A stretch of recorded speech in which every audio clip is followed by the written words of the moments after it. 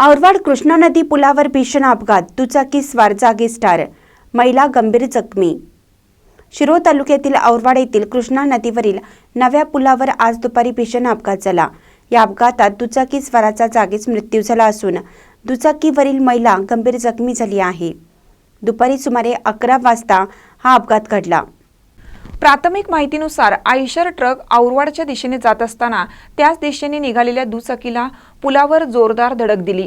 धडक इतकी भीषण होती की दुचाकी ट्रकच्या पुढील भागात अडकली आणि दुचाकी स्वाराचा जागीच मृत्यू झाला।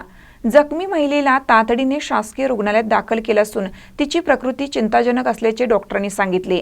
अपघातानंतर घटनास्थळी नागरिकांनी मोठी गर्दी केली। संतप्त नागरिकांनी ट्रक चालकाला पकडून पोलिसांच्या ताब्यात दिलं। पोलिसांनी ट्रक आणि दुचाकी ताब्यात घेतली असून ट्रक चालकावर गुन्हा दाखल करण्याची प्रक्रिया सुरू आहे। गेल्या काही महिन्यांपासून या भागात अपघाताचे प्रमाण वाढले असून नागरिकांनी तातडीने वाहतूक सुरक्षा उपाययोजना करण्याची मागणी केली आहे।